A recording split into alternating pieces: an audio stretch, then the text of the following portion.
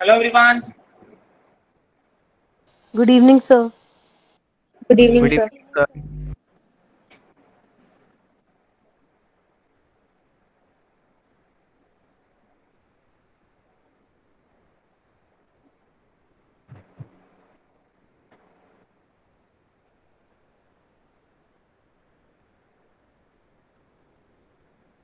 चलिए बताइए क्या चल रहा था? कोई डाउट, कोई परेशानी? डीबीपी सॉल्व कर ली सब लोगों ने? गाइस डीबीपी सॉल्व हो गई? सर आज फॉर श्योर कर लेंगे। कल ये सब स्क्रीनशॉट्स नोटबुक में नोट कर लिए थे, आज टीपीपी भी हो जाएगी। चलो, क्या हुआ था लास्ट टॉपिक बताओगे एग्जैक्टली क्या हुआ था last?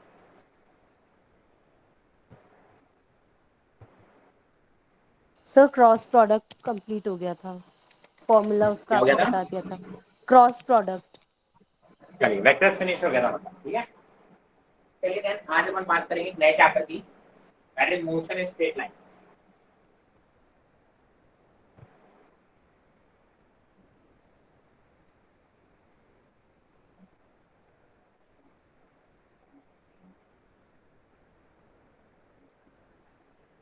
Motion in straight line, ठीक है। तो मोशन इन स्ट्रेट लाइन की हम बात करते हैं। तो सबसे पहले तो हम बात करेंगे व्हाट इज मोशन। हाँ भैया कोई बताएगा? अगर मैं आपसे पूछूं कि एम आई एट रेस्ट और in motion, what do you से? Sir, Currently, am motion. I at rest or in motion? Sir, currently you are in rest, but Anybody else?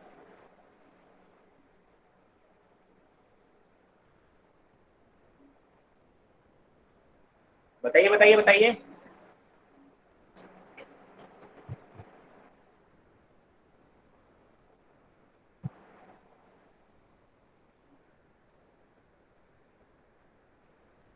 अरे और कोई बोलेगा कुछ? एक ही लोग को समझ में आ रहा है कि am I at rest और मोशन, बाकी लोग कुछ नहीं बोलेंगे।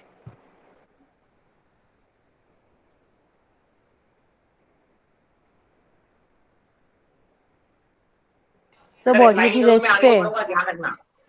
सर हाँ रेस्ट जी पे क्या बोल अभी। रहे थे आप? सर आप आगे आए तो आप अभी मोशन में हैं, एंड अगर आप वहाँ पे स्टिल खड़े थे तो रेस्ट। तो सबसे पहले तो ये देखिए कि am I at rest or motion, it's a very very subjective question. I may be at rest, I may be in motion. For example अगर आप बात कीजिए, मैंने कहा सर अगर आप एक ट्रेन में बैठे हुए हैं, ट्रेन में अगर आपके एक मूविंग ट्रेन है, मूविंग ट्रेन में आप बैठे हुए हैं, आपके बगल में जो बंदा बैठा है वो रेस्ट में है या मोशन में है, क्या बोलोगे? सर रेस्ट पे। रेस्ट पे rest. है। बट अगर मैं पूछूं एक प्लेटफॉर्म पे खड़े हुए बंदे से कि यार ये बताओ ये बंदा रेस्ट पर है ट्रेन के अंदर वाला या मोशन में, तो वो क्या बोलेगा? मोशन। Sir motion. मोशन। कहने का मतलब एक ही बॉडी है और दो लोग अलग अलग आंसर दे रहे हैं।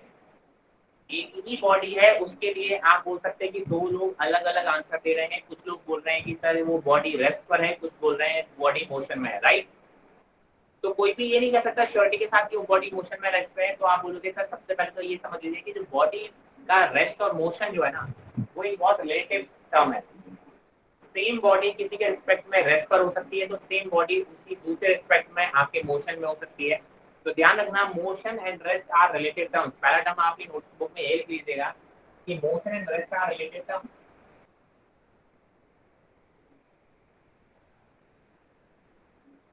Motion and rest are related terms. मतलब जब भी मैं आपसे पूछूं कि सर बताओ ये बॉडी मोशन में या रेस्ट पे, तो सबसे पहली चीज आपको मुझसे पूछनी चाहिए किसके रिस्पेक्ट में सर बताऊं मैं, है ना। क्योंकि ये बॉडी किसी के रिस्पेक्ट में मोशन में हो सकती है, किसी के रिस्पेक्ट में रेस्ट पर हो सकती है। आई hope this is very clear, ठीक है। अब बात करते हैं मोशन क्या होता है। सर आप बोलोगे जब भी किसी बॉडी का, ठीक है, जब भी किसी बॉडी का पोजीशन जो है वो किसी ऑब्जर्वर के रिस्पेक्ट में, हमने एक बार ऑब्जर्वर फिक्स कर लिया कि सर हम सारी बातें किस बंदे के रिस्पेक्ट में बातें करेंगे। तो आप बोलते हो कि अगर आपकी बॉडी का मोशन पोजीशन उस ऑब्जर्वर के रिस्पेक्ट में कंटिन्यूअसली चेंज हो रहा है, तो आप कहोगे कि वो बॉडी कैसी है, मोशन में। लेकिन अगर आपके बॉडी की पोजीशन उस ऑब्जर्वर के रिस्पेक्ट में चेंज नहीं हो रहा है तो मतलब समझ जाओ कि वो बॉडी कैसी है, रेस्ट पर। आई hope this is very clear, इसमें कोई डाउट नहीं होना चाहिए। क्लियर? चलिए, अब आप बोलते हो जब भी आप मोशन या रेस्ट की बात करते हो तो आपको दो इंपॉर्टेंट टर्म बताने, कुछ पैरामीटर बताने पड़ते हैं। सबसे पहले हम बात करेंगे डिस्टेंस एंड डिस्प्लेसमेंट।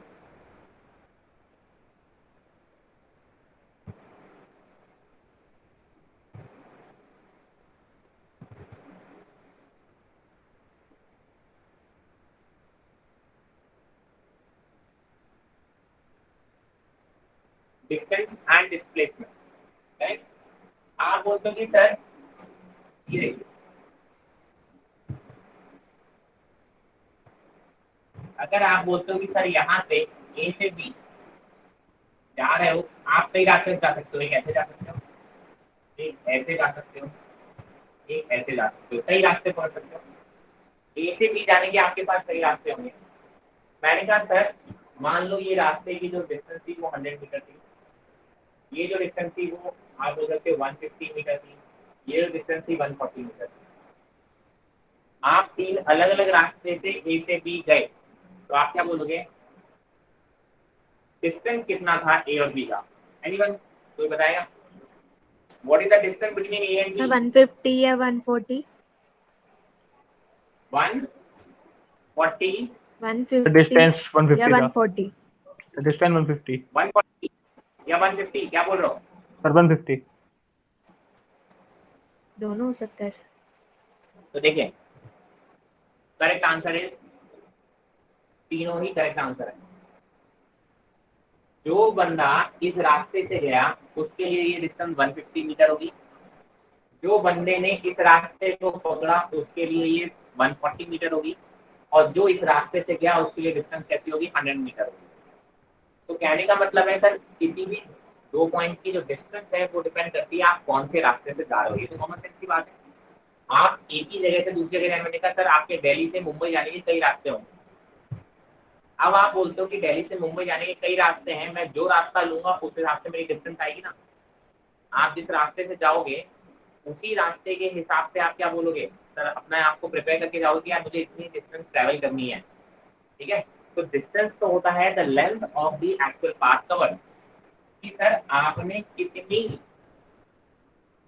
पाथ की लेंथ को कवर किया है वही आपकी डिस्टेंस हो जाएगी। अगर आप इस रास्ते से जाओगे तो आपकी डिस्टेंस हो जाएगी 150 मीटर, है ना? अगर आप इस रास्ते से जाओगे तो आप बोलोगे सर ये डिस्टेंस हो जाएगी 140 मीटर। अगर आप इस रास्ते से जाओगे तो आपकी डिस्टेंस हो जाएगी 100 मीटर। तो आप ये बोलोगे सर डिस्टेंस को आप क्या बोलते हो, that is length of the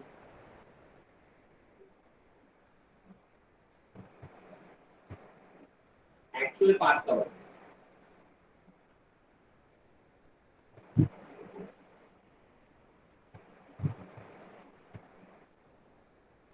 length of the actual path covered, उसी को आप बोलते हो डिस्टेंस।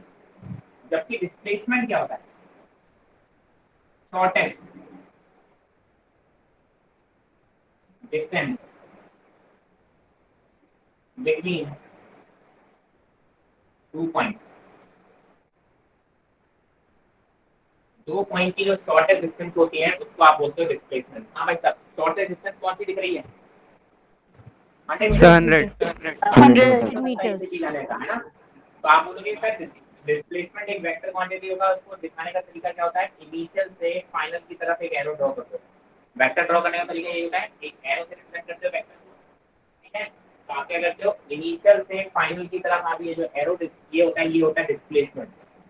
तो आप बोलोगे कि सर डिस्प्लेसमेंट एक वेक्टर क्वांटिटी होगा, जबकि डिस्टेंस एक स्केलर क्वांटिटी होगा, क्योंकि इसमें डायरेक्शन का कोई रोल नहीं है। जबकि इसमें डायरेक्शन का रोल है, शॉर्टेस्ट डिस्टेंस, और वो भी इसी डायरेक्शन में जाना पड़ेगा। इस डायरेक्शन में अगर आप 100 मीटर चलोगे तो आप नीचे पहुंच जाओगे, तो दैट इज डिस्प्लेसमेंट। डिस्प्लेसमेंट को आप ऐसे भी रिप्रेजेंट करते हो, that is final position minus initial position, है ना? मान लो सर ये x इक्वल टू 1 पर है और ये x इक्वल टू 4 पर है, तो आपको डिस्प्लेसमेंट कितना मिलेगा, 3। तो कैसे निकालोगे sir, x is equal to, अगर आप यहाँ से डिस्प्लेसमेंट निकालने जाओगे तो क्या लिखोगे, x b minus x a, that is 4 minus 1। That is 3 metre. तो आप बोलोगे डिस्प्लेसमेंट को आप इस तरीके से रिप्रेजेंट कर सकते हो कि sir final position minus initial position, final position minus initial position भी बता सकते हो। डिस्प्लेसमेंट आपकी एक वेक्टर क्वांटिटी है, कैसी है? Vector quantity. ठीक है, आप इस रास्ते से भी आओगे ना तो भी आप बोलोगे डिस्प्लेसमेंट तो आपका यही है ना। आप बोलोगे डिस्प्लेसमेंट हमेशा बस इन दोनों का डिफरेंस ही है, आप रास्ते किसका है मुझे इससे मतलब नहीं। चलिए, दोनों की यूनिट अगर आप बात करोगे, यूनिट क्या होगी? ये भी मीटर में मेजर होगी ऐसा यूनिट, और ये भी मीटर में मेजर होगी। दोनों किसमें मेजर होगी? मीटर में मेजर होगी। दोनों की ऐसा यूनिट क्या है? मीटर है। ठीक है, तो दिक्कत? चलिए आगे बढ़े। मैंने कहा सर देखिए, अगर मैं इस रास्ते से गया तो डिस्टेंस कितना? 150 मीटर, और डिस्प्लेसमेंट कितना? 100 मीटर। मैं इस रास्ते से गया तो डिस्टेंस कितना? 140 मीटर, और डिस्प्लेसमेंट कितना? 100 मीटर। मैं इस रास्ते से गया तो डिस्टेंस कितना? 100 मीटर, और डिस्प्लेसमेंट भी कितना? 100 मीटर। कहने का मतलब आप किसी की जर्नी की बात कर लो, फॉर जर्नी।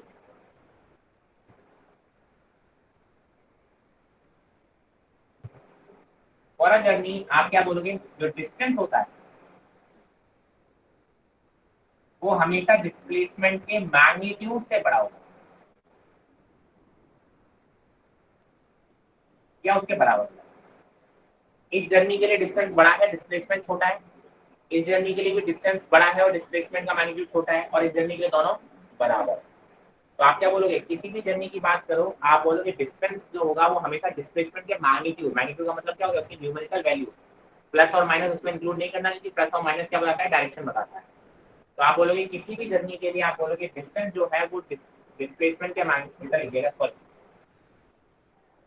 डिस्प्लेसमेंट, जो डिस्टेंस है वो डिस्प्लेसमेंट के मैग्नीट्यूड से या तो बड़ा होगा या उसके बराबर होगा। मैंने कहा बराबर कब होगा? इस जर्नी के लिए जब बॉडी कैसे ट्रैवल कर रही है? Straight line. ठीक है, तो आप बोलोगे सर इक्वल कब होगा? Equal when motion is straight line without change in direction, in a fixed direction. Direction भी चेंज नहीं हो रही है। अगर डायरेक्शन भी चेंज हो गई तो गड़बड़ हो जाएगा। अगर मान लो कि सर ये बॉडी यहाँ तक गई और वापस यहाँ तक आ गई, तो इस केस में डिस्प्लेसमेंट तो यही होगा, पर डिस्टेंस क्या होगा? यहाँ से यहाँ और वापस यहाँ। ठीक है, तो डायरेक्शन चेंज नहीं हो, स्ट्रेट लाइन तो ठीक ही है, लेकिन उसके साथ साथ उसकी डायरेक्शन भी चेंज नहीं होनी चाहिए। तो उस केस में आप बोलोगे डिस्टेंस और डिस्प्लेसमेंट कैसे होंगे? बराबर होंगे। कोई दिक्कत, कोई परेशानी, कोई आपका कोई युद्धा? हाँ भाई साहब, No, sir. क्लियर है? चलिए दें आगे बढ़े। मैंने कहा सर छोटे छोटे एग्जाम्पल देख लेते हैं, बहुत इजी। एक बॉडी है जो नॉर्थ की तरफ जा रहा है, पहले 10 मीटर उसने नॉर्थ की तरफ ट्रैवल किया, फिर उसने 10 मीटर आपका ईस्ट की तरफ ट्रैवल किया। आपको बताना है सर ए से बी के बीच में डिस्टेंस कितना होगा और डिस्प्लेसमेंट कितना होगा? Anyone? Distance and displacement between A and B. So distance 20 meter. And displacement 10 by root 2. 10 Yes, sir. 10 by root 2. आप बोलोगे देखो डिस्टेंस कितना होगा? ये पास की लेंथ 10 मीटर, ये 10 मीटर, ये कितना हो गया? 20 मीटर। यही हुआ ना पास लेंथ, इसी रास्ते से गया है। तो आप बोलोगे 10 मीटर प्लस 10 मीटर 20 मीटर। अगर डिस्प्लेसमेंट की बात करें तो डिस्प्लेसमेंट की आप बात करोगे शॉर्टेस्ट डिस्टेंस, मतलब आप क्या करोगे? शॉर्टेस्ट डिस्टेंस में हुआ ना, शॉर्टेस्ट डिस्टेंस यही हुआ ना, तो आप बोलोगे ये है इसका शॉर्टेस्ट डिस्टेंस, इसी को डिस्प्लेसमेंट बोलोगे। अगर ये निकालोगे तो राइट एंगल ट्रायंगल से तो 10 मीटर 10 मीटर, तो ये हाइपोटेन्यूज कितना आ जाएगा? 10 मीटर।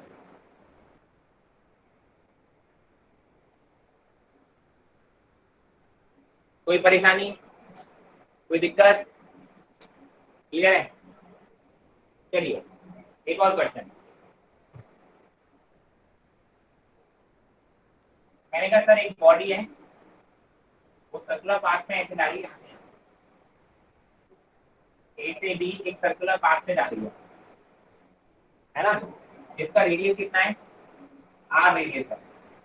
मुझे बताओ ए से बी जाने में डिस्टेंस कितना होगा और डिस्प्लेसमेंट कितना होगा? यस ऑनलाइन एवरीवन,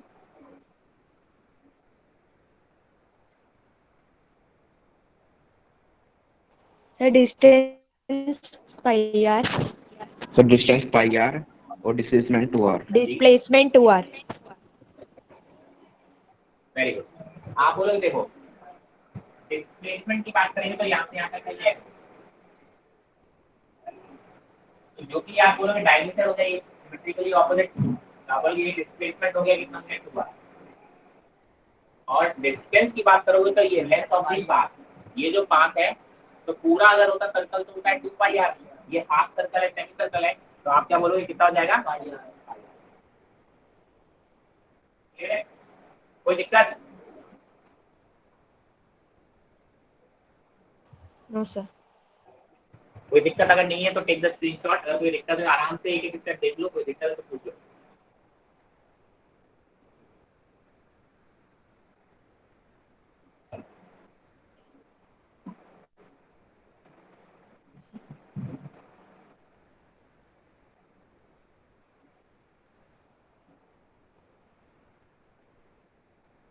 चलिए ना आगे बढ़ते हैं।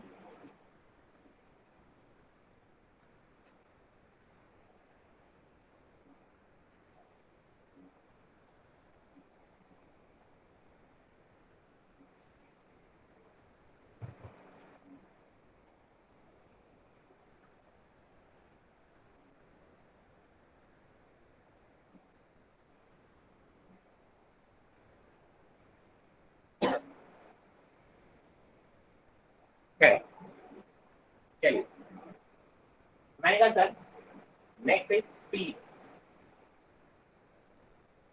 And velocity.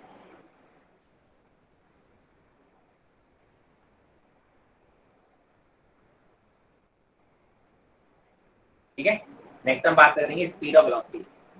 अगर स्पीड को जनरल हम बात करें तो ये होता है डिस्टेंस अपॉन टाइम,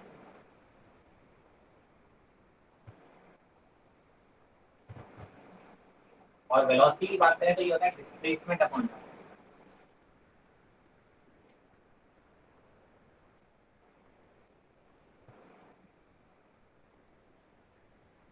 ठीक है, अब स्पीड की अगर हम बात करें तो हम दो टाइप से डिवाइड करेंगे, average speed and instantaneous speed.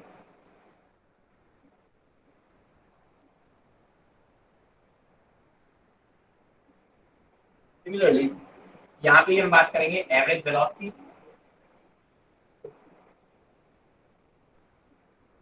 और इंस्टेंटेनियस वेलोसिटी।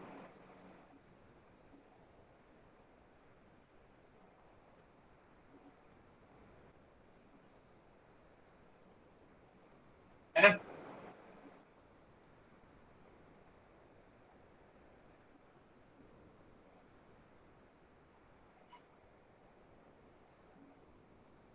चलिए,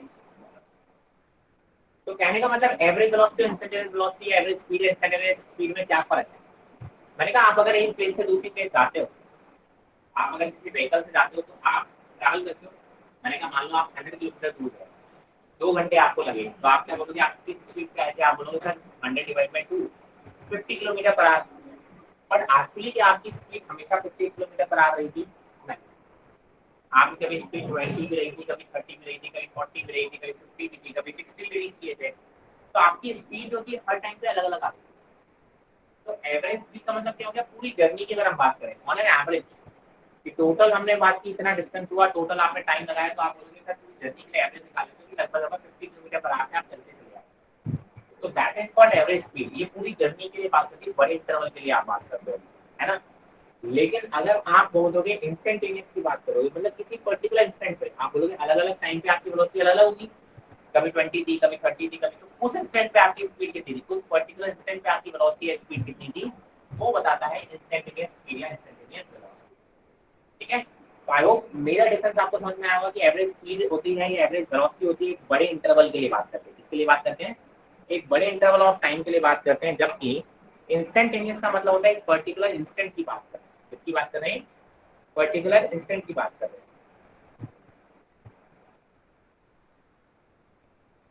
चलिए, तो पहले हम बात करेंगे एवरेज की बातें करेंगे, इंस्टेंटेनियस की बातें हम थोड़ी देर बात करेंगे। अभी हम बातें करेंगे एवरेज स्पीड या एवरेज वेलोसिटी। ठीक है, तो सबसे पहले हम बात करेंगे एवरेज स्पीड या फिर average velocity.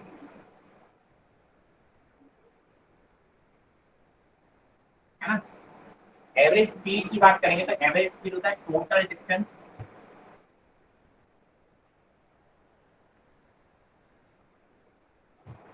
Upon total time. एक बड़े इंटरवल पे बात करते हैं कि टोटल डिस्टेंस कितना ट्रैवल किया अपॉन टोटल टाइम। ऐसे ही आप एवरेज वेलोसिटी की बात करते हो तो that is total displacement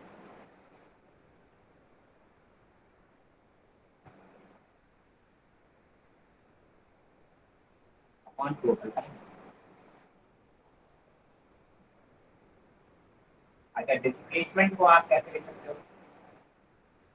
delta x लिख सकते हो,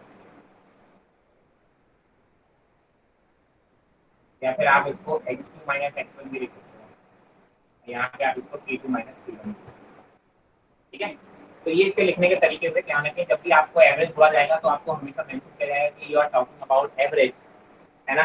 तो ये तो बात हो गई। दोनों से आपको समझ में आ रहा है कि दोनों की अगर आप यूनिट निकालोगे तो कितनी आएगी, मीटर में मेजर करते हैं, इसको किसमें मेजर करते हैं, सेकंड में। तो आप एवरेज स्पीड की बात कर लो या फिर एवरेज वेलोसिटी की बात कर लो, दोनों की यूनिट जो आएंगी क्या आएंगी, मीटर पर सेकंड। वेलोसिटी जो है वो एक वेक्टर क्वांटिटी है। वेलोसिटी कैसी क्वांटिटी है, वेक्टर क्वांटिटी है, मतलब इसमें डायरेक्शन का भी रोल प्ले होगा। आप लोग इसमें भी प्ले अ रोल। वेलोसिटी का वेक्टर क्वांटिटी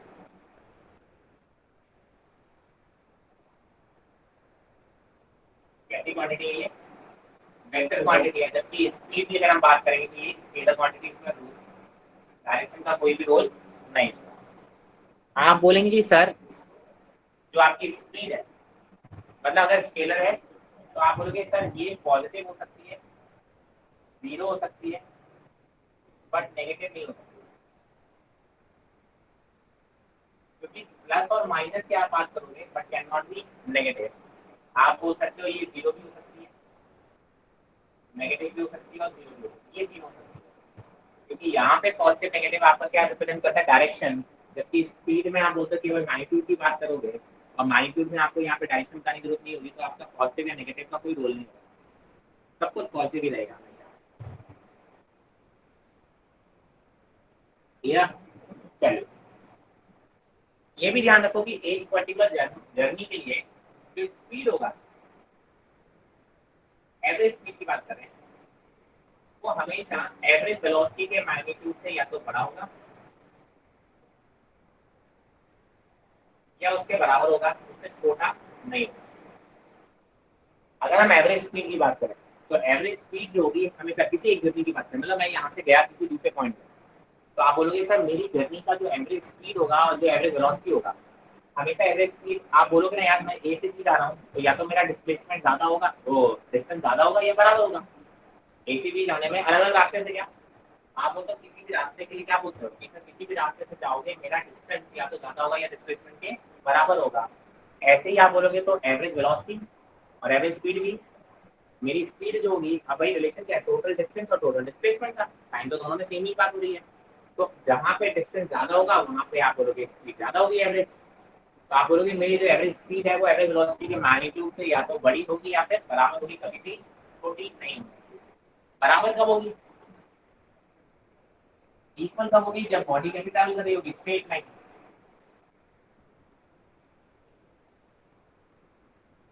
स्ट्रेट लाइन वो भी without changing direction, without changing direction.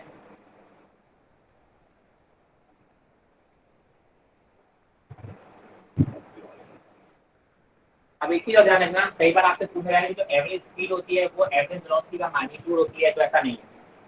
कई बार आपके दिमाग में आ जाएगा, आगे होगा भी, क्योंकि मैं इसमें कॉन्ट्राडिक्ट करूंगा आगे जाके। तो आप बोलोगे एवरेज स्पीड क्या एवरेज वेलोसिटी के मैग्नीट्यूड को ही एवरेज स्पीड बोलते हैं, तो ये गलत है। देखिए एवरेज स्पीड एवरेज वेलोसिटी के मैग्नीट्यूड के बराबर भी हो सकता है और छोटा बड़ा भी हो सकता है, बट हमेशा एवरेज वेलोसिटी के मैग्नीट्यूड को आप स्पीड बोल दोगे एवरेज स्पीड, तो ऐसा स्टेटमेंट गलत स्टेटमेंट कहलाएगा।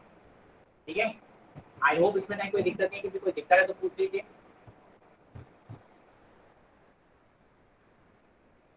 Anyone having any problem, any issue? No, sir. चलिए आगे बढ़ते हैं फिर तो।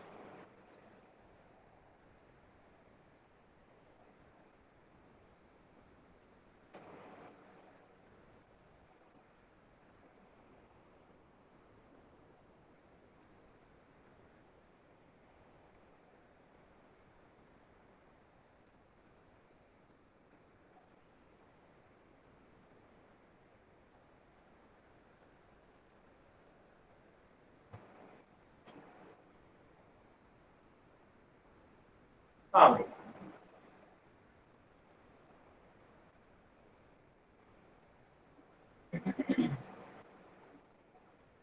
अभी हम बातें करने वाले हैं एवरेज स्पीड की कुछ केसेस।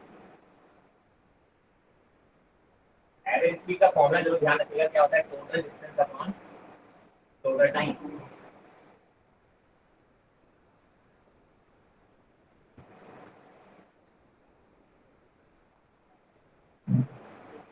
एवरेज स्पीड का फॉर्मूला क्या हो जाएगा, total distance upon total time. ठीक है, आई होप इसमें कोई दिक्कत नहीं। चलिए, मैंने कहा सर पहला एक केस, अगर आप ए से भी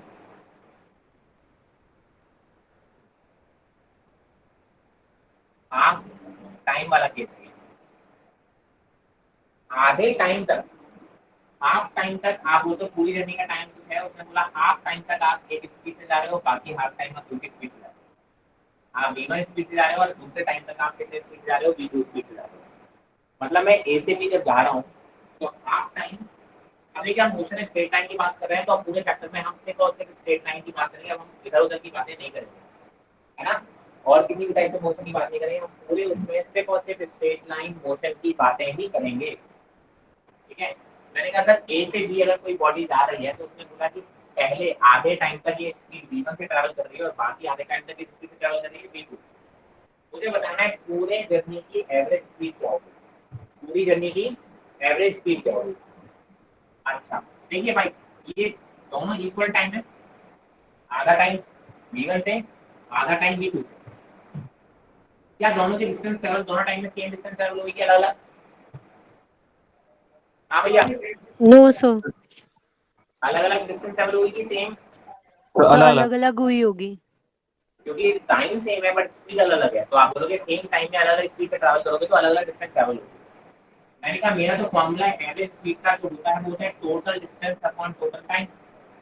मैंने कहा मान लो यहाँ पे डिस्टेंस मैंने ट्रैवल किए, पहले इसमें d1 और दूसरे में ट्रैवल किए d2, तो आप क्या बोलोगे d1 plus d2 total distance हो गई और अपने टोटल टाइम कितना हो गया, t प्लस t,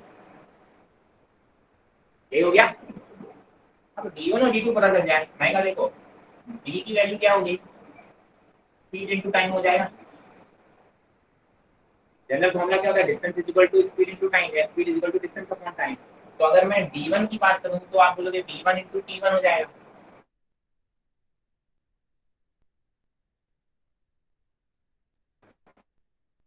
और d2 की बात, क्लियर हो गया क्या? Yes sir. Yes, sir. Yes, Wait sir. for some time, otherwise I'll reconnect.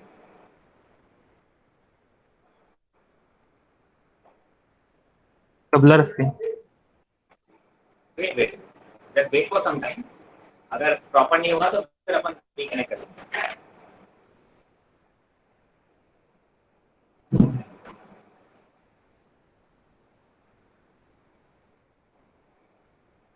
चलिए लेट्स रिकनेक्ट वंस।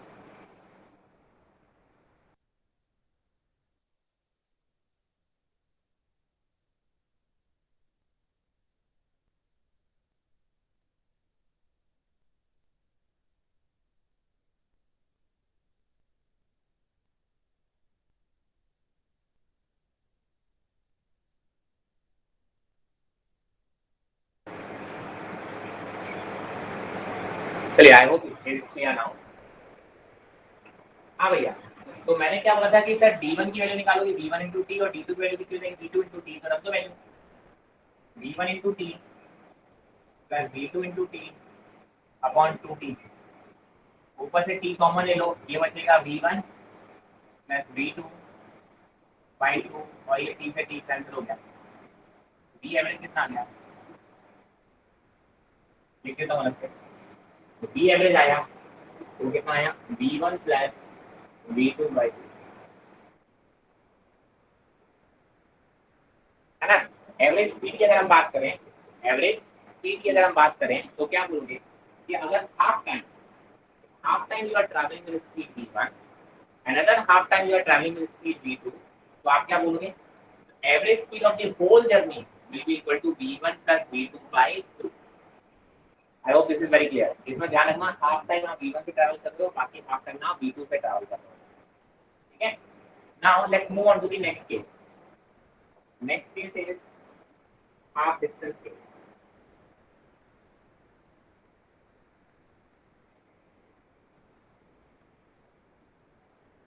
कहने का मतलब क्या है सर, आप ए से बी आधी डिस्टेंस आप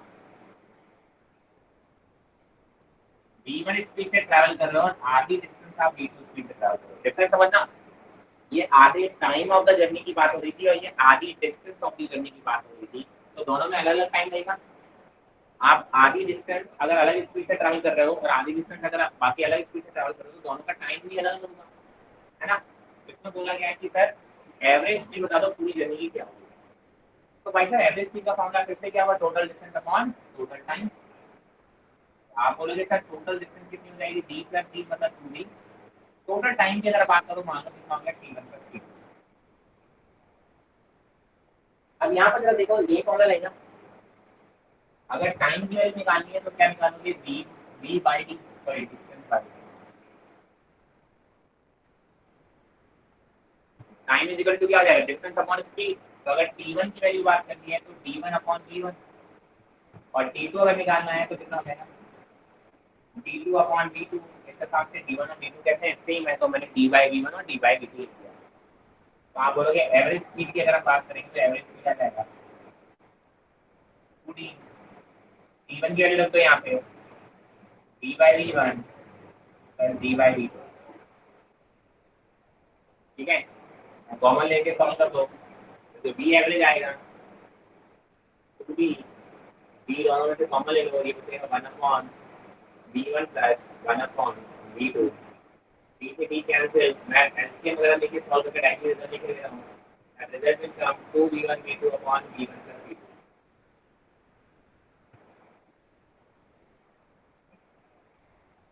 समझ में आया?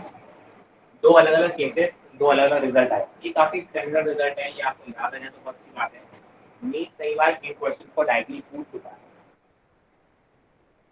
नीट कई बार इन क्वेश्चंस को डायरेक्टली पूछ चुका है, ठीक है। तो आप बोलते हो कि सर अगर मुझे डायरेक्ट रिलेशन याद आ जाए तो कोई बुराई नहीं है, अदरवाइज क्वेश्चन और भी फॉर्मेट में बन सकते हैं। इसके लिए फॉर्मूले रटे ऐसा नहीं होगा, आपको प्रॉपर फॉर्मूला जो याद रखना है वो ये है कि sir total distance upon total time is average speed. Total distance upon total time is average speed, ठीक है। तो आप हमेशा उस चीज को याद रखेंगे, क्योंकि हो सकता है वो 3 पार्ट में जर्नी डिवाइड करते हैं, 4 पार्ट में डिवाइड करते हैं, अनइक्वल पार्ट में डिवाइड करते हैं, तो फिर कैसे सॉल्व करोगे, पढ़ना आपका ये रहेगा। तो इनको सॉल्व करना आना चाहिए, अदरवाइज आप बोलते हो अगर ये वाले केस में से कोई केस आ गया तो आप ऐसे रिजल्ट टेक कर सकते हो अगर आपको याद रह गया तो। आई hope this is very clear. इसमें कहीं कोई दिक्कत हो तो पूछ लो, एनीवन।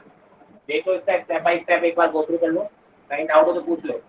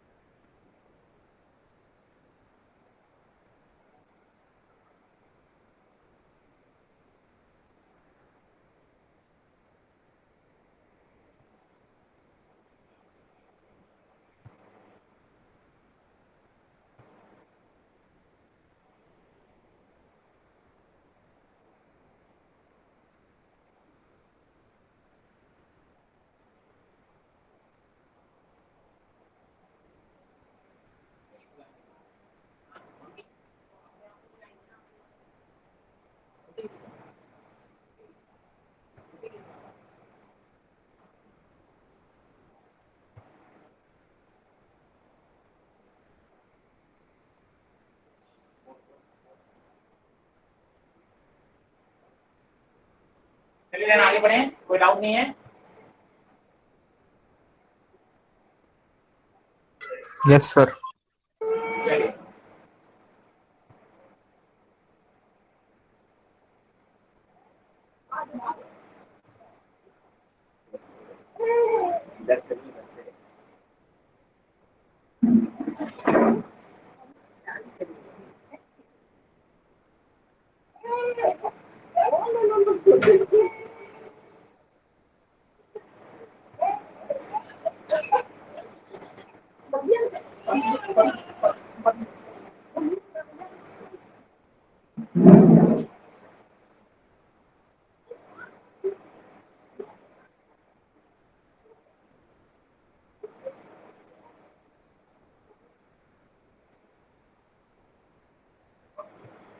एक क्वेश्चन नोट डाउन करो।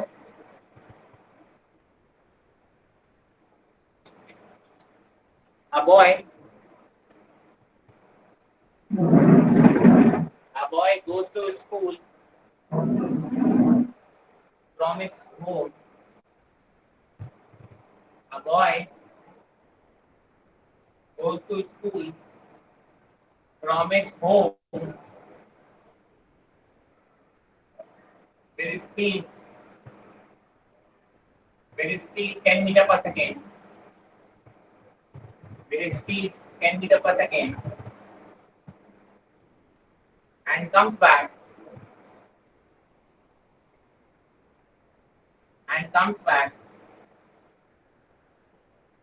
with speed 20 meter per second. Find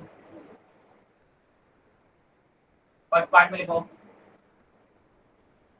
average speed of the journey. Second part में लिखो average velocity of the journey.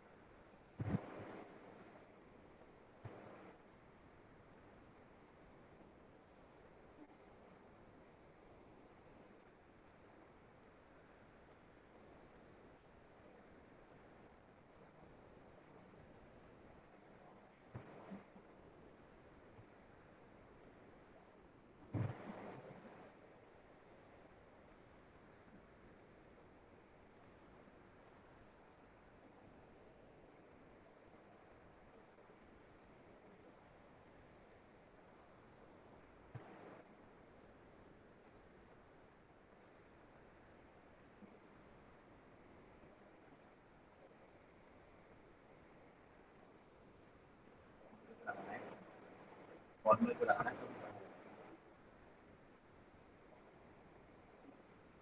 नहीं है,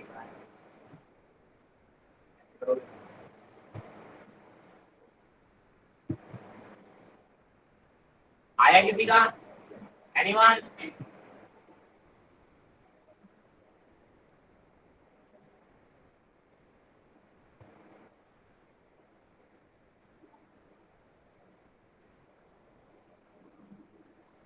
अरे भाई कोई कर भी रहा है कि नहीं? तो बैठ गए।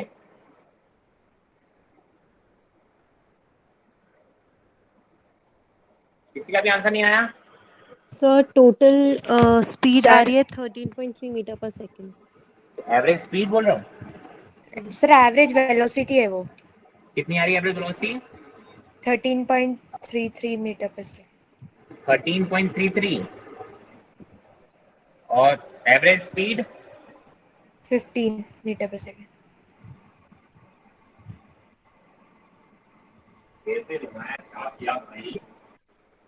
देखिए भाई, फिगर कितना कभी भी क्वेश्चन सॉल्व नहीं करें। आपने बोला चाहिए ए से बी, ये आपका स्कूल है। यहाँ से यहाँ जब जा रहा है, कितना डिस्टेंस ट्रैवल कर रहा है? वो कितनी स्पीड से ट्रैवल कर रहा है? 10 मीटर पर सेकंड। और यहाँ से यहाँ जब वापस आ रहा है तो कितनी डिस्टेंस ट्रैवल कर रहा है? 20 मीटर पर सेकंड से स्पीड ट्रैवल कर रहा है। तो अगर देखा जाए पूरी जर्नी की अगर हम बात करें तो टोटल डिस्टेंस का आधा डिस्टेंस ये 10 मीटर की स्पीड से ट्रैवल कर रहा है और बाकी आधा डिस्टेंस किससे ट्रैवल कर रहा है? 20 मीटर पर सेकंड। तो हाफ डिस्टेंस वाला केस हो गया। कौन सा वाला केस हो गया? हाफ डिस्टेंस वाला केस हो गया। आधी डिस्टेंस एक से और आधी डिस्टेंस एक से। डिस्टेंस वाइज देखा जाए डायरेक्शन में कोई फर्क नहीं पड़ेगा ना। तो एवरेज स्पीड की बात करो, अगर एवरेज स्पीड की बात करोगे तो आप बोलोगे एवरेज स्पीड कितना आ जाएगा? टोटल वही 2v1 v2 bye v1 plus v2। आप डिस्टेंस वाला केस अप्लाई करोगे तो आप बोलोगे sir that will be equal to 2 into 10 into 20 divide by 10 plus 20 is 30। एक जीरो से जीरो गया, ये कितना आया? 40 by 3 ये बराबर आ गया 1 13.33 मीटर पर सेकंड, राइट? क्या आ गई आपकी एवरेज स्पीड?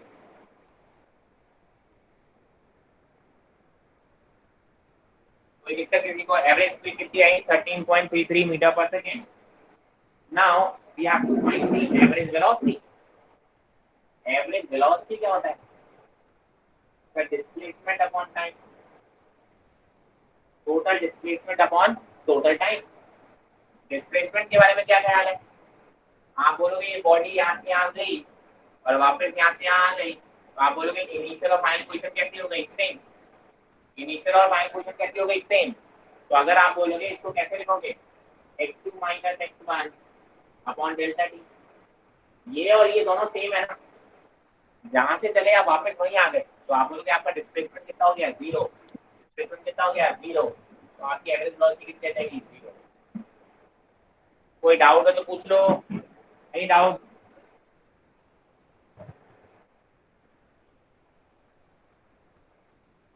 अब भैया कोई डाउट किसी को? No sir. क्लियर है ना ये बात?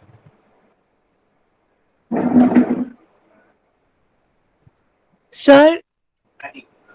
सर ये जीरो कैसे हुआ यहाँ पे आपने वेलोसिटी में? एवरेज वेलोसिटी फॉर्मूला क्या होता है एवरेज वेलोसिटी का? सर टोटल डिस्प्लेसमेंट और टोटल टाइम। टोटल डिस्प्लेसमेंट, एक बॉडी ए से बी जा रहा है और बी से वापस ए पे जा रहा है, डिस्प्लेसमेंट कितना हो गया उसका? 0। Okay sir. वेलोसिटी होती है displacement upon time. Okay sir. Clear है? Yes sir. ओके चलिए, और कोई डाउट?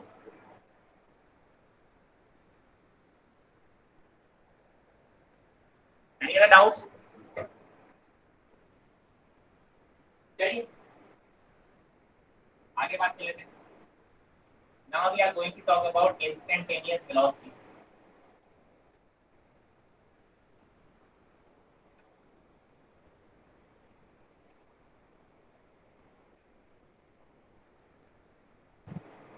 अब डेफिनेशन आपको क्लियर है? इंस्टेंटेनियस वेलोसिटी किसको बोला जाता है? किसी भी पर्टिकुलर इंस्टेंट पे आपकी वेलोसिटी क्या है या किसी पर्टिकुलर इंस्टेंट पे आपकी स्पीड क्या है, उसको इंस्टेंटेनियस स्पीड बोला जाता है। तो अगर देखा जाए मतलब आपका टाइम इंटरवल कैसा होना चाहिए? बहुत छोटा है ना, बहुत माइक्रो सेकंड में आप उस टाइम पे कितना मूव करके, वही आपका एक्सीडेंट हो गया ना। तो आप बोलोगे सर अगर आपकी एवरेज इंस्टेंटेनियस वेलोसिटी की बात करें तो अगर हम बोले इसको ऐसा लिख सकते हो,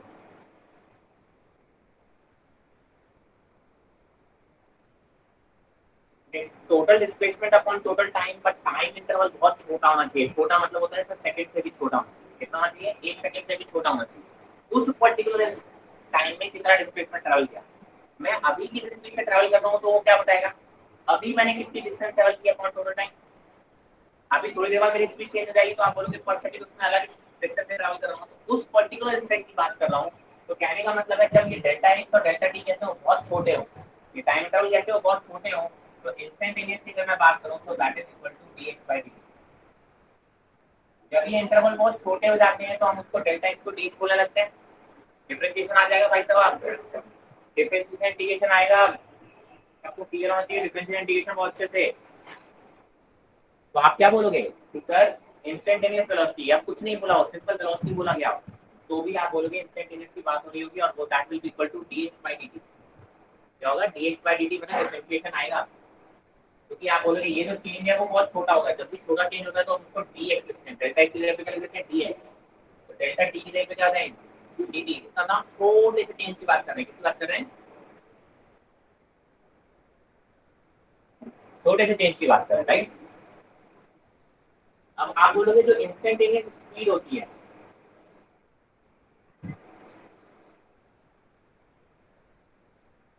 that is nothing but magnitude of instantaneous velocity।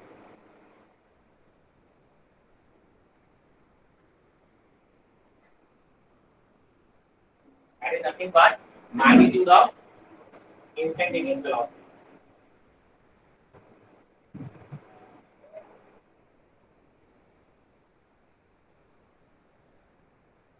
देखो भाई बहुत छोटा सा इंस्टेंट की बात करें तो डायरेक्शन वायरेक्शन का बहुत ज्यादा रूल रहेगा ही नहीं, आप हमेशा स्ट्रेट लाइन में ट्रैवल करते होगे, बहुत छोटे से इंस्टेंट की बात करो, है ना। तो आप बोलोगे उस इंस्टेंट में जो डिस्टेंस होगा वही डिस्प्लेसमेंट होगा, स्ट्रेट लाइन मोशन ही हो रहा होगा। तो आप बोलोगे instantaneous speed is nothing but the magnitude of instantaneous velocity. ये जो वेलोसिटी होगी इसमें मैग्नीट्यूड भी होगा और डायरेक्शन भी होगा, जो मैग्नीट्यूड होगा इस इंस्टेंट में वही उसकी इंस्टेंटेनियस स्पीड कहलाएगी। जबकि एवरेज के केस में ऐसा नहीं था, average speed was not the magnitude of average velocity, but instantaneous के केस में ऐसा ही होगा, इसलिए मैंने बोला था आप उसको थोड़ा सा ध्यान रखेंगे। ठीक है, तो इंस्टेंटेनियस के बारे में हमें इतनी बातें करनी है कि sir it is nothing but dx by dt, है ना। फॉर एग्जांपल मैंने कहा सर अगर मान लो पोजीशन जो है वो ऐसे चेंज हो रही है,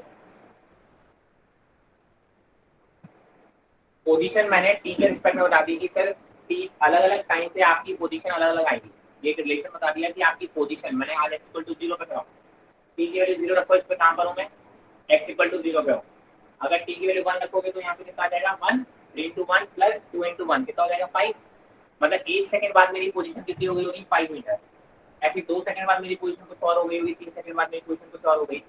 मेरी पोजीशन और टाइम का रिलेशन मैंने दे दिया, तो मुझे बताओ कि मेरी किसी भी इंस्टेंट पे वेलोसिटी कितनी होगी, है ना।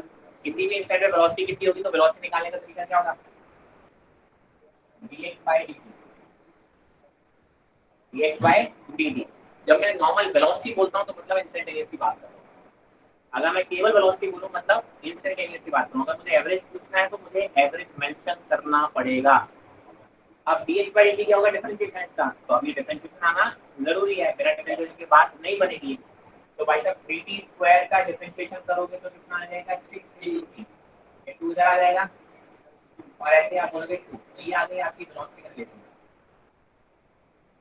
अब आपसे पूछा है t इक्वल टू 2 पे आपकी वेलोसिटी कितनी होगी, मतलब t इक्वल टू 2 वाले सेकंड पे आपकी इंस्टेंटेनियस वेलोसिटी कितनी होगी, t इक्वल टू 3 पे आपकी अलग वेलोसिटी होगी, t इक्वल टू 4 पे अलग होगी, तो t की वैल्यू रखते जाओ, वेलोसिटी आपकी अलग अलग आती जाएगी।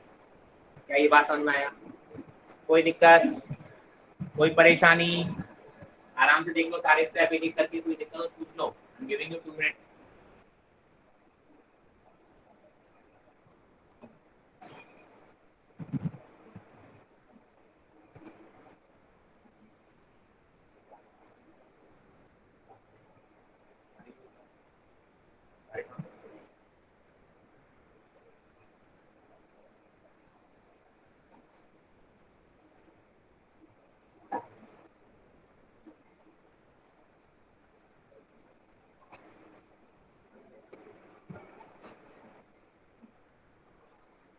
क्लियर है, अरे यार बोल नहीं रहा हो आप लोग यार, चुपचाप बैठे हो क्लास में यार, कैसे बैठे हो, Yes, sir. Clear है. नहीं पढ़ना हो तो बता दो भाई, अगर नहीं पढ़ने का मन है तो बता दो, मैं फिर भी पढ़ाऊंगा, ठीक है। चलिए देन आगे बढ़ते हैं, फिर बातें करेंगे, आगे बातें करेंगे।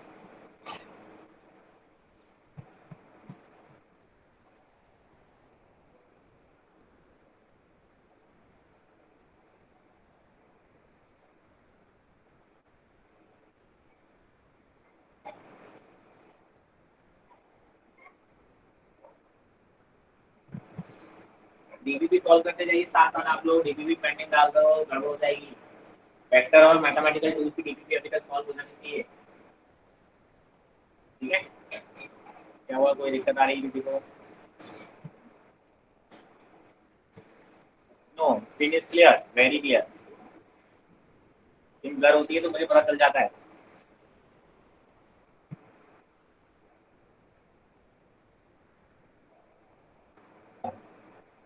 चलिए आगे बढ़ते हैं। Now we are going to talk about acceleration.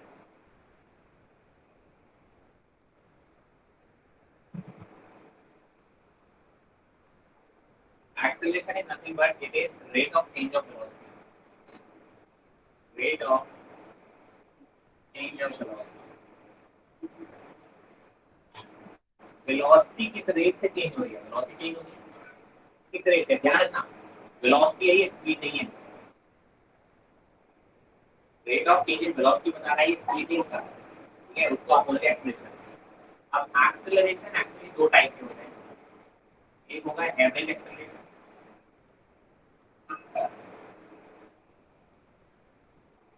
और एक होगा instantaneous.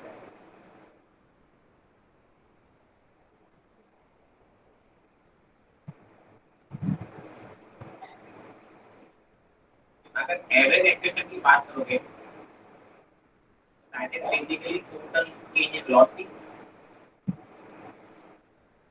Change in velocity versus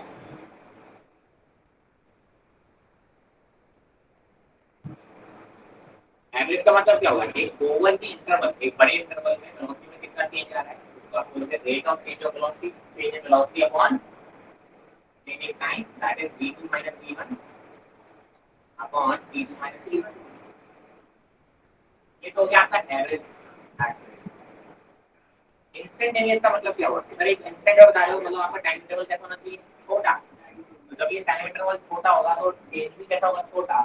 तो आप बोलोगे instantaneous acceleration is nothing but D by dt। ये वेक्टर है तो उसमें वेक्टर साइन लगा रहा हूं ऊपर।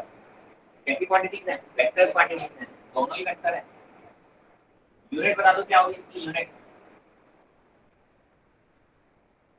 वेलोसिटी की क्या होती है? मीटर पर सेकंड, और नीचे क्या है? सेकंड। तो मीटर पर सेकंड अपॉन सेकंड रहता हो जाएगा मीटर पर सेकंड स्क्वायर। कोई दिक्कत?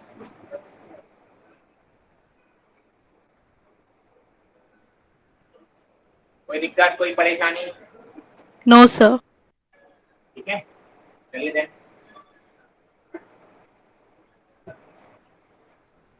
मैंने बोला अभी ये वाले जो समझ में आ गए। एक टर्म यूज होता है जिसको आप बोलते हैं रिटार्डेशन। ये मुझे रिटार्डेशन का मतलब समझा देगा?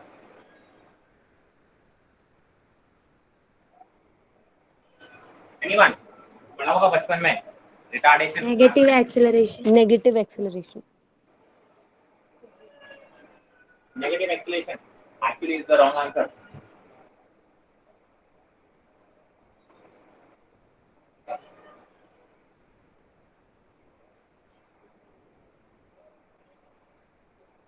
रिटार्डेशन का मतलब होता है स्पीड डिक्रीज हो रही है। ऐसा एक्सेलरेशन जिसकी वजह से स्पीड क्या हो रही हो? डिक्रीज कर रही है। रिटार्डेशन का मतलब क्या होता है? ऐसा एक्सेलरेशन जिसकी वजह से स्पीड क्या हो, मतलब गाड़ी स्लो डाउन हो रही है ना? तो आप बोले जरा एक चीज देखो, मैंने कहा देखिए स्टैंडर्ड बता दे रहा हूँ फिर से। पूरे चैप्टर में हम इस डायरेक्शन को पॉजिटिव लेंगे और इस डायरेक्शन को हम नेगेटिव लेंगे। नीचे वाली डायरेक्शन को हम नेगेटिव लेंगे और ऊपर वाली डायरेक्शन को हम पॉजिटिव। ये आपका जो स्टैंडर्ड है, आप कह सकते हो, आपको सेट कर दिया हमने, ये आपका हमेशा पूरा चैप्टर में यही करेगा। आप बताना पहला केस, एक बॉडी इधर की तरफ मूव कर रही है, मतलब उसकी वेलोसिटी इधर की तरफ और एक्सेलरेशन भी इधर की तरफ है। वेलोसिटी का बताइए साइन पॉजिटिव है नेगेटिव है? वेलोसिटी कैसी है? पॉजिटिव। पॉजिटिव। और एक्सेलरेशन कैसी है? पॉजिटिव। बोली बोली भाई। अरे बोलिए, बोलेंगे नहीं तो आगे नहीं बढ़ पाएंगे अपन। पॉजिटिव। पॉजिटिव। क्या ख्याल है, स्पीड बढ़ेगी घटेगी? स्पीड बढ़ रही है घट रही है? बढ़ रही है। सर बढ़ रही है। स्पीड यहाँ पे बढ़ रही है। सेकंड थिंग, वेलोसिटी इज और acceleration is in this direction. हाँ भाई साहब बताइए, वेलोसिटी पॉजिटिव की negative? Sir, velocity positive. Positive. Acceleration के बारे में क्या ख्याल है? Negative. नेगेटिव। नेगेटिव। स्पीड बढ़ रही है घट रही है? सर बढ़ रही है। बढ़ रही है। बढ़ रही है। कितने घट रही है? अभी समझाऊंगा क्यों। हाँ भाई साहब इस केस में बताओ, वेलोसिटी की डायरेक्शन इधर है और वेलोसिटी की डायरेक्शन इधर है और एक्सीलरेशन की डायरेक्शन इधर है। वेलोसिटी पॉजिटिव या negative? Sir, negative. Negative. Negative. Acceleration positive या negative? So positive. Positive. Positive. Speed बढ़ रही है घट रही है? बढ़ रही है। बढ़ रही है। The answer is decreasing. Last case, velocity इस डायरेक्शन में और एक्सीलरेशन भी इसी डायरेक्शन में। एक्सीलरेशन का क्या ख्याल, कैसी है? Negative. नेगेटिव। और वेलोसिटी कैसी है? Negative. Negative. स्पीड बढ़ रही है घट रही है? Negative. Decrease. Decrease. डिक्रीज। क्यों डिक्रीज बता रहे हो? Because both are negative. Decrease हो रही है। Sir, acceleration और velocity दो negative में है। उससे क्या हो गया?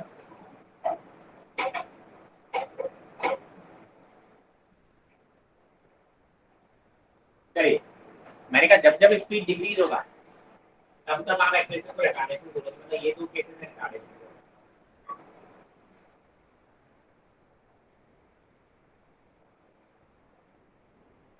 रिटार्डेशन में यहाँ पे देखिए एक्सीलरेशन नेगेटिव और यहाँ के केस में एक्सीलरेशन पॉजिटिव है। मतलब एक्सीलरेशन पॉजिटिव भी हो सकता है और नेगेटिव भी हो सकता है रिटार्डेशन के लिए। रिटार्डेशन का मतलब है ऐसा एक्सीलरेशन जो आपकी स्पीड को डिक्रीज करे, उसको आप बोलोगे रिटार्डेशन। ठीक है, तो आप बोलोगे सर एक्सीलरेशन पॉजिटिव भी हो सकता है नेगेटिव, या एक्सीलरेशन में पॉजिटिव और नेगेटिव से उसकी डायरेक्शन बताता हूं उससे बताता हूं। अब जरा देखिए यहाँ पे हम एक केस को देखते हैं। मेरी वेलोसिटी इधर है और मेरा एक्सीलरेशन भी इधर है। इसका मतलब है कि एक्सीलरेशन की डायरेक्शन मतलब फोर्स की डायरेक्शन होती है। एक्सीलरेशन होता है फोर्स इक्वल टू होता है मास इनटू एक्सीलरेशन, यही होता है।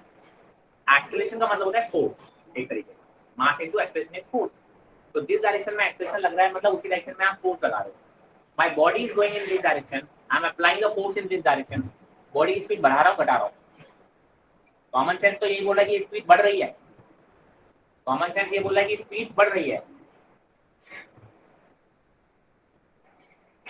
दूसरा case, my velocity is in this direction and acceleration is in this direction.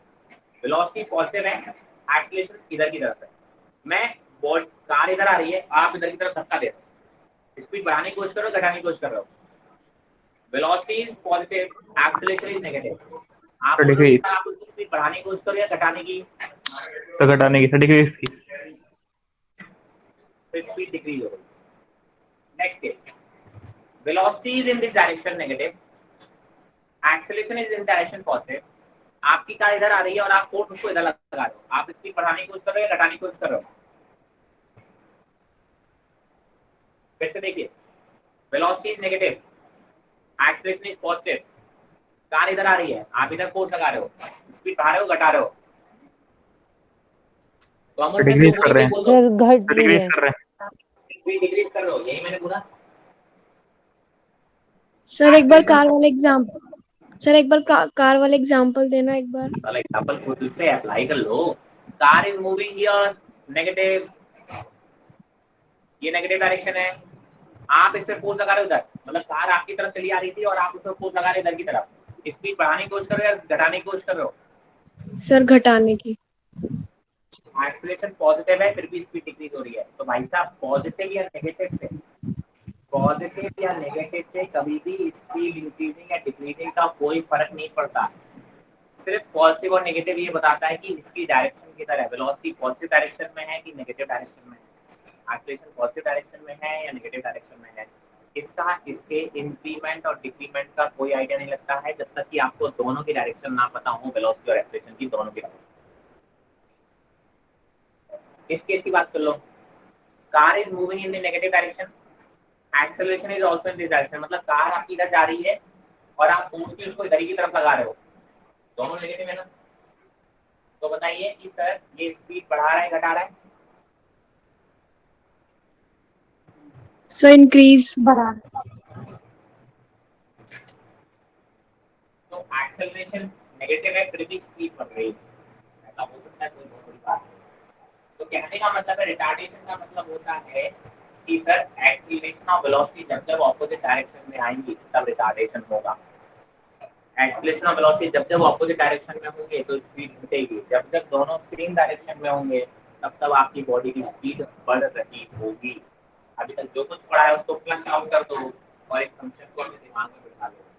हाँ, 95% केसेस में हम अपनी वेलोसिटी ऑलरेडी पॉजिटिव ले चुके होते हैं, तो अगर आपको स्पीड घटानी है तो एक्सीलरेशन आपको ऑपोजिट लगाना पड़ेगा। ऑपोजिट का मतलब होता है नेगेटिव डायरेक्शन में, तो बाय डिफॉल्ट कैसा हो जाएगा, घट ही जाएगा ना यार, है ना। एक्सीलरेशन आपका रिटार्डेशन वाले केस में मैक्सिमम केस में आपको क्या मिलेगा, नेगेटिव ही मिलेगा ना, ठीक है। इस वजह से आपके दिमाग में लगता है कि आपका रिटार्डेशन का मतलब एक्सीलरेशन नेगेटिव होगा, क्योंकि 95% केसेस में आपको एक्सीलरेशन कैसा मिलेगा, नेगेटिव मिलेगा रिटार्डेशन के केस में। इसका मतलब ये तो ना कि हमेशा ये होना चाहिए। मैंने कहा सर मैं क्वेश्चन देता हूँ और मैंने 100 क्वेश्चन सॉल्व किया और हर एक में बोला a boy of mass 50 KG, 100 question solve किए उसमें हमने बॉय का मास दिया 50 केजी, तो क्या हमेशा बॉय का मास 50 केजी होगा क्या? अगर 100 क्वेश्चन में कोई चीज दे दी इसका मतलब इतना कि वो जिंदगी में करेक्ट हो जाएगी, तो एक कोइंसिडेंस है कि ऐसे क्वेश्चन में डेटा सेम आ रहा है। तो 95% केसेस में मेरा रिटार्डेशन का मतलब एक्सेलरेशन नेगेटिव होगा, इसका मतलब ये तो ना कि हमेशा यही होगा, ठीक है। वो तो क्वेश्चन है, हमने क्वेश्चन सॉल्व करते तो मैक्सिमम केसेस में हम ऐसा पढ़ते चले आए, इसीलिए हमारे में मिसकंसेप्शन बैठ गया है, मिथ आ गई है दिमाग में, मिसकंसेप्शन आ गया कि ऐसा होता है। क्लियर है यहाँ तो कोई दिक्कत? No, sir. No, चलिए sir. एक और question, what is uniform motion?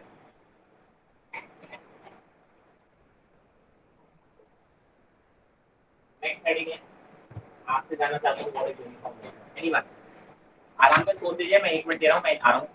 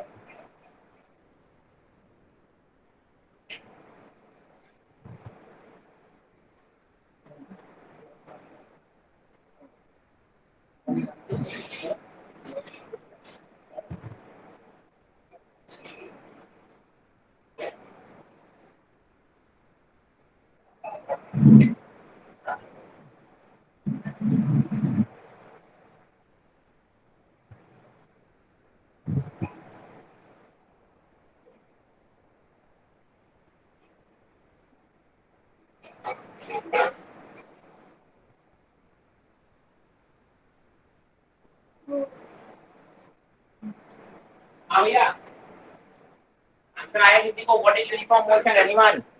Sir, object traveling in a straight line with constant speed.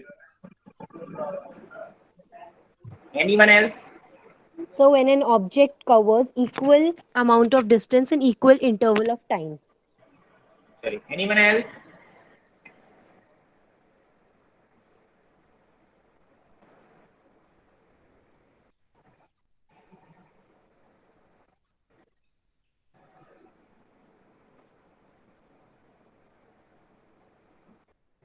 और कोई कुछ बोलना चाह रहा है?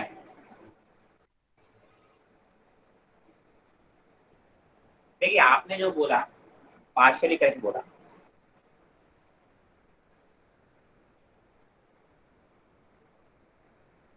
आगे से ध्यान रखिए, कभी भी यूनिफॉर्म वर्ड का मतलब होता है जब भी वर्ड यूनिफॉर्म आ जाए इसका मतलब हमेशा होगा कांस्टेंट,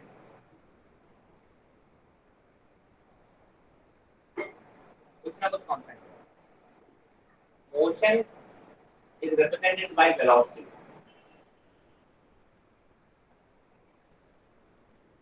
मोशन का रिप्रेजेंटेशन आप बोलते हो वेलोसिटी से करते हो कि यार बॉडी मूविंग, मतलब उसके पास तो वेलोसिटी है, अभी तो बॉडी मूविंग है, तो इसका मतलब यूनिफॉर्म मोशन का सबसे सिंपल सी बात बोलेंगे, जो वेलोसिटी है वो कौन सा है?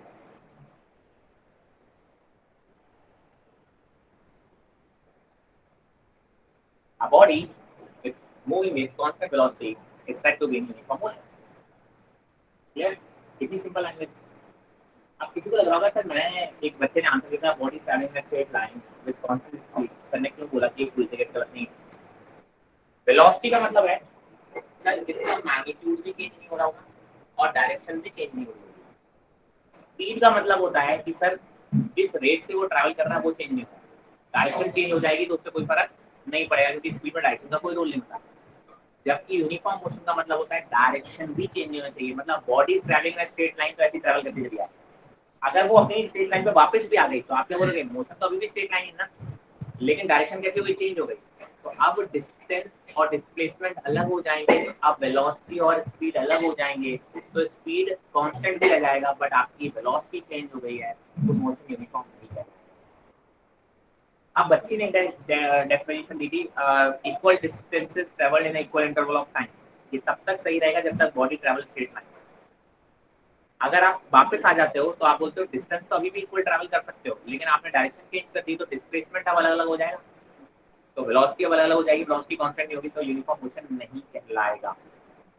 ठीक है, तो छोटी छोटी उसमें ग्लिचेस हैं, मैक्सिमम टाइम वो आपकी करेक्ट हो सकती है बट एक छोटी सी मिस्टेक से आपका गलत हो सकता है ना। अगर आपको इक्वल डिस्टेंस वाला आंसर देना तो आपको देना पड़ेगा equal distances travelled in equal interval of time without changing any direction. अगर ऐसा लिखोगे तो आपका बोलोगे इसका मतलब डायरेक्शन भी आपने कांस्टेंट कर दी। तो ध्यान रखना वेलोसिटी कांस्टेंट का मतलब होता है डायरेक्शन भी चेंज नहीं होगी और उसका मैग्नीट्यूड भी चेंज नहीं होगा, अभी आप बोलोगे बॉडी कैसी यूनिफॉर्म मोशन में है। और अगर वेलोसिटी कांस्टेंट है तो चेंज इन वेलोसिटी कितना होगा? एनीवन? अगर वेलोसिटी कांस्टेंट है तो चेंज इन वेलोसिटी कितना होगा?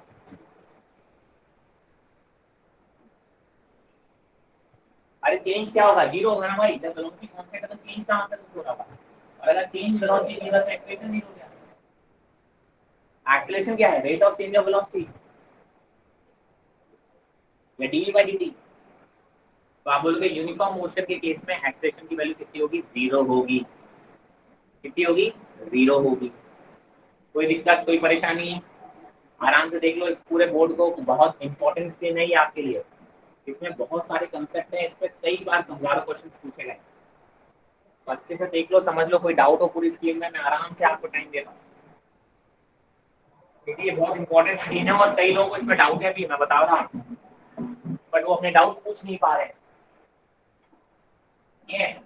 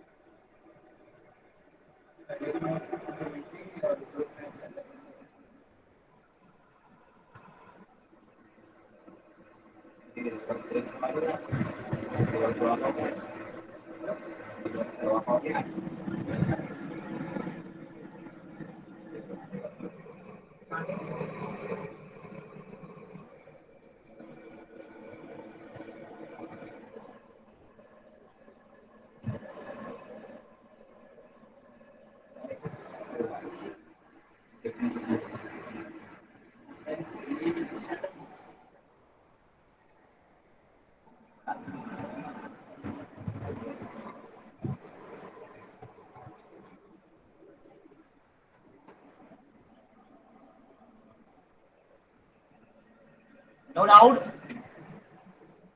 पक्का? यार मजा नहीं आया यार, आपको डाउट नहीं पूछ रहे हो यार, इतने अच्छे टॉपिक इसमें तो मुझे आधा घंटा लगाते हैं भाई बच्चे डाउट पूछ पूछ के, और आप लोग मुझे ऐसे ही जाने दे रहे हो यार।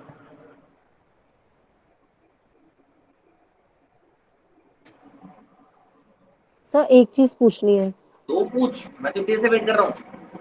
सर तो बेसिकली हम यूनिफॉर्म मोशन को वन लाइन में कैसे डिफाइन करेंगे? वन लाइन में कैसे डिफाइन करेंगे? सर मतलब कि कांस्टेंट, अगर हम लोग बोल रहे हैं कि स्पीड, तो साथ में हमें डायरेक्शन भी सेम रखना है। बिल्कुल। एंड अगर वेलोसिटी बोले तो नहीं बोलना डायरेक्शन है, फिर तो वर्ड। वेलोसिटी कांस्टेंट बात करता हूं, उसमें डायरेक्शन है already. Okay sir. In short तभी तो मैंने बोला यूनिफॉर्म मोशन की सबसे simple definition, motion with constant velocity. Okay sir. Velocity constant कब होगी? जब उसका मैग्नीट्यूड चेंज नहीं होगा, उसकी डायरेक्शन चेंज नहीं होगी, तभी तो वेलोसिटी कांस्टेंट बोलोगे। अगर डायरेक्शन चेंज हो गई तो फिर काहे की वेलोसिटी कांस्टेंट?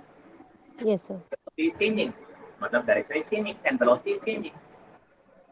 The सबसे shortest and sweetest a motion with constant velocity is called uniform motion. Okay sir. नाम में लिखा हुआ है सब कुछ। मोशन का मतलब वेलोसिटी से होगा हमेशा जब भी रिप्रेजेंटेशन होगा, और यूनिफॉर्म वर्ड मतलब कांस्टेंट होता है हमेशा। कांस्टेंट। Yes sir. और कोई डाउट? क्लियर है? Yes sir. चलिए आगे बढ़े।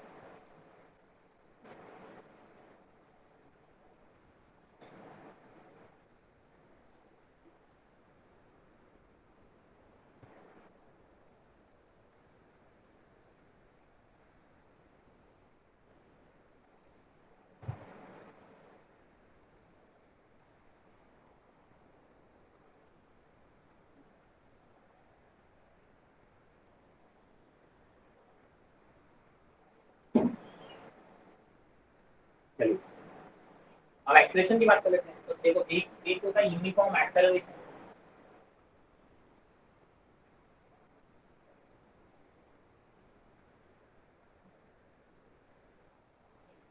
यूनिफॉर्म एक्सेलरेशन का मतलब क्या होगा?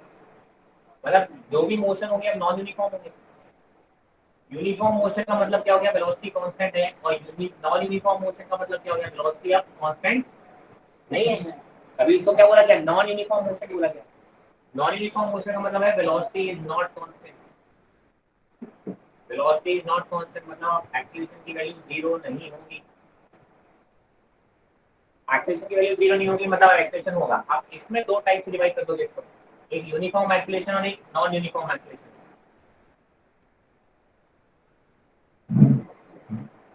यूनिफॉर्म एक्सेलरेशन का फिर से मतलब क्या हो गया? एक्सेलरेशन कैसा हो गया? कांस्टेंट हो गया, मतलब डायरेक्शन और मैग्नीट्यूड कैसा होगा? दोनों कांस्टेंट हो जाएगा। और इसमें आप बोलोगे एक्सेलरेशन कांस्टेंट नहीं होगा। क्लियर पड़े? यूनिफॉर्म और non uniform motion. Uniform motion मतलब velocity constant, non uniform motion मतलब वेलोसिटी कांस्टेंट नहीं, मतलब एक्सेलरेशन नॉन जीरो। अब इसमें भी दो केस हो जाएंगे। एक्सेलरेशन पहले केस का तो एक्सेलरेशन जीरो था, अब एक्सेलरेशन नॉन जीरो होगा तो अब इसमें दो केस होंगे, एक्सेलरेशन कांस्टेंट होगा या एक्सेलरेशन भी चेंज हो रहा होगा। तो एक्सेलरेशन अगर कांस्टेंट होगा तो मोशन को रहता है यूनिफॉर्म एक्सेलरेशन, या फिर आप बोलोगे यूनिफॉर्मली एक्सेलरेटेड मोशन। दो बॉडी होते हैं, या तो हम बोलते हैं body is moving with uniform acceleration, या फिर बोलते हैं body is in uniformly accelerated motion. एक ही बात है, मतलब एक्सेलरेशन कैसा है? कांस्टेंट। और नॉन यूनिफॉर्म एक्सेलरेशन का मतलब क्या हुआ कि एक्सेलरेशन भी कांस्टेंट नहीं है, या तो डायरेक्शन चेंज हो रही होगी या फिर मैग्नीट्यूड चेंज हो रहा होगा। ठीक है, चलिए अब आपने बचपन में पढ़ी होगी इक्वेशंस ऑफ मोशन, पढ़ी है?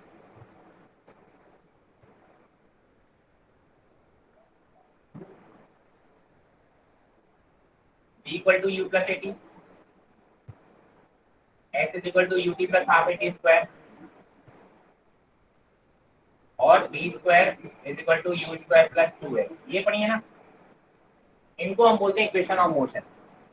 पता है इसमें सबसे खास बात क्या है? खास बात ये है कि these equations of motion are only valid when acceleration is constant. Only valid when acceleration is equal to constant. मतलब इसी केस में आपकी इक्वेशन ऑफ मोशन वैलिड होगी, इस केस में आपकी इक्वेशन ऑफ मोशन वैलिड नहीं होगी। तो इक्वेशन ऑफ मोशन लगाने से पहले हमें सबसे पहले चेक करना पड़ेगा कि एक्सेलरेशन कांस्टेंट है या नहीं है। अगर एक्सेलरेशन कांस्टेंट है तो इक्वेशन ऑफ मोशन आप लगा सकते हो, और अगर एक्सेलरेशन कांस्टेंट नहीं है तो आप इक्वेशन ऑफ मोशन फिर नहीं लगा सकते। फिर तो आपको जनरल वाले फॉर्मूले ही यूज करने पड़ेंगे कि सर a इक्वल टू होगा dv by dt, equal to होगा dx बाई dt। इन्हीं से ये जनरल, ये वाले यहाँ पे वैलिड होंगे क्योंकि ये तो जनरल है। ये वाले रिलेशन कैसे हैं? जनरल है, ये तो इनके लिए भी वैलिड होंगे, इसमें तो कोई दो राय नहीं है। बट ये वाले यहाँ वैलिड नहीं होंगे कि ये स्पेशल केसेस है। ये equation of motion are only valid when acceleration is constant. आप लोगों ने 9th में कोई इक्वेशन ऑफ मोशन लगाई थी, बट आपने तभी ये नहीं बताया गया था कि आपको ये इक्वेशन ऑफ मोशन तभी लगा सकते हो जब आपको एक्सेलरेशन कांस्टेंट हो। इनफैक्ट वहां पे आपको हमेशा एक्सेलरेशन कैसा दिया जाता था? कांस्टेंट दिया जाता था। बट ये चीज कभी बताई नहीं गई, तो कोई बहुत बड़ी बात नहीं है, लेवल वाइज धीरे धीरे अपडेट होते हैं। इस केस में मैं बता रहा हूँ कि सर ये एक्सप्रेशन कांस्टेंट होगा तभी आपकी इक्वेशन ऑफ मोशन वैलिड होगी, otherwise equation of motion valid नहीं होगी। क्लियर है? यहाँ तक कोई दिक्कत? चलिए अब हमें करना है इनका डेरिवेशन।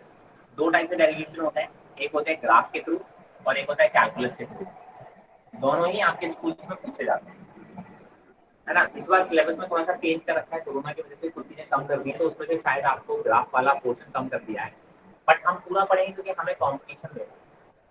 हम पूरा पढ़ेंगे क्योंकि हमको कंपटीशन देना है, और नीट ने कहीं पे भी सिलेबस में कमी की है इसका ऐसा कोई भी उन्होंने क्लेम नहीं किया है, तो नीट में तो पूरा पूछा जा सकता है। ठीक है, तो हम तो उस पोर्शन को ही पढ़ेंगे। मैं आपको कैलकुलस मेथड से इसका डेरिवेशन करवाऊंगा और ग्राफ वाला आप खुद कर लेंगे। ये मुझे मालूम है आपके स्कूल में भी कराया जाता है, दोनों ही कराए जाएंगे। तो दोनों डेरिवेशन आने चाहिए आपको दोनों तरीके से, क्योंकि आपके स्कूल में इस तरीके से पूछने कोई भरोसा नहीं है। तो जो टफ वाला है दैट इज कैलकुलस वाला, वो मैं आपको करवाऊंगा। सिंपल वाला है मतलब ग्राफ वाला, वो आप खुद कर लेंगे, अपने बुक की हेल्प से कर लेंगे, और या फिर अपने स्कूल में जो कराया होगा उससे हेल्प से कर लेंगे। ठीक है, आपको या तो जनरल पूछा जाएगा या फिर कैलकुलस मेथड से पूछा जाता है, तो मैं कैलकुलस वाला ही सीख लेता हूँ। जनरल पूछा जाएगा तो भी कैलकुलस वाला कर दो, और अगर कैलकुलस वाला पूछा जाएगा तो कैलकुलस वाला आपको आता ही है। ग्राफ वाला स्पेसिफिकली कम पूछते हैं, या तो वो पूछेंगे डिराइव इक्वेशंस ऑफ मोशन, बस किसी मेथड से आप डिराइव कर सकते हो, या फिर वो बोलेंगे derive equations of motion using calculus method.